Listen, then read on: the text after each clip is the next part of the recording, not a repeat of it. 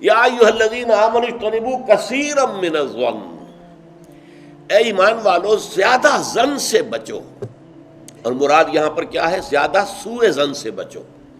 حسن زن کے بارے میں تو حضور کی حدیث ہے کہ حسن زن جو ہے وہ تو عبادت میں سے ہے، حسن الظن من حسن العبادہ، یہ حضرت ابو ہریرہ سے روایت ہے، اور یہ مسند احمد ابن حنبل میں بھی ہے اور سنن ابی داؤد میں بھی ہے، ان کے حوالے سے مشکات میں بھی ہے۔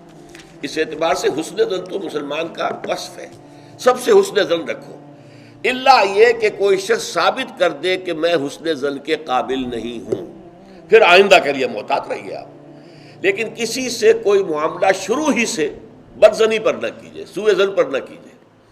مجھ سے کہا تھا ایک صاحب نے جو یہاں اس وقت یہاں کا جو کونسلیٹ ہے، امریکن کونسلیٹ، اس میں پولیٹیکل سیکریٹری تھے، وہ میرے پاس آئے تھے خلافت کے بارے میں معلوم کرنے کے لیے کہ یہ خلافت کا آپ نام لے رہے ہیں، اس سے مراد کیا ہے۔ تو وہیں پھر گفتگو ہوئی کہ کانسٹیٹیوشنز کے اندر جو میکینزم رکھے جاتے ہیں، چیکس اینڈ بیلنسز، تو اس نے کہا ہم تو یہ سمجھتے ہیں، ہم نے اپنا دستور اس بنیاد پر بنایا ہے کہ ہر شخص چور ہے، ہر شخص بے ایمان ہے، اور ہمیں اس کا سدباب کرنا ہے۔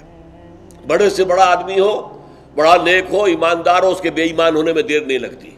لہذا ہم نے تو اپنا دستور بنایا ہے کہ ہر جگہ پر چیکس ہوں، بیلنسز ہوں، اور کہیں بھی اختیار جو ہے اتنا نہ ہو جائے کہ کوئی شخص اگر بگڑ جائے تو اس کے ہاتھوں جو ہے وہ قوم کی اور ملک کی اور پوری ریاست کی مٹی پلید ہو جائے۔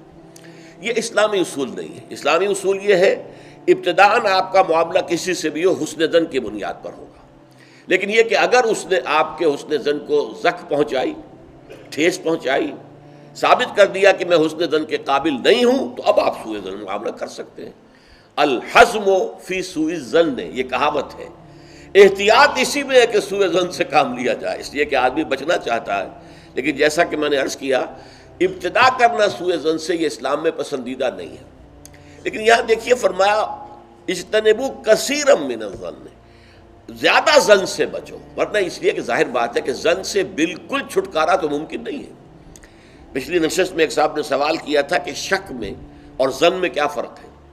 شک یہی ہے کہ ایک انسان کے بارے میں انسان سوچے کہ کہیں یہ کام نہ کر بیٹھے، میں اعتماد تو کر رہا ہوں، کہیں یہ میرے اس اعتماد کو ٹھیس نہ پہنچائے۔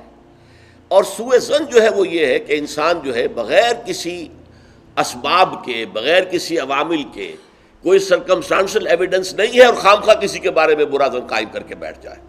وہ گویا کہ فیصلہ ہوتا ہے، سوء ظن جو ہے وہ فیصلہ ہو جاتا ہے کہ مجھے اس شخص کے ساتھ معاملہ سوء ظن کے ساتھ کرنا ہے، یہ نہیں۔ البتہ شک کا پیدا ہو جانا یہ کوئی بری بات نہیں ہے، انسان ذرا سا احتیاط کا پہلو ملحوظ رکھ لے۔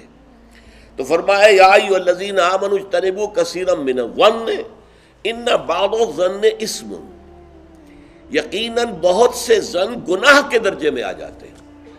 آپ نے ایک شخص کے بارے میں رائے قائم کر لی، یہ برا آدمی ہے، یہ غلط آدمی ہے، یہ تو میرے درپے ہے، میرا دشمن ہی ہے، میری جڑ کاٹتا ہی رہتا ہے، حالانکہ ایسا نہیں ہے۔ نتیجہ کیا ہوگا؟ آپ کا طرز عمل اپنے سوء ظن کی بنیاد پر ہو جائے گا۔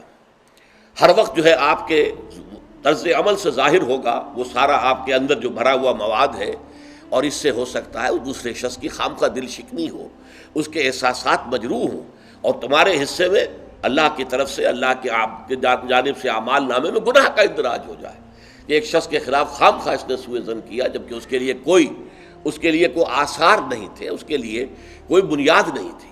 تو ان بعض الظن اثم، بعض ظن جو ہے وہ تو گناہ کے درجے کو پہنچ جاتے ہیں۔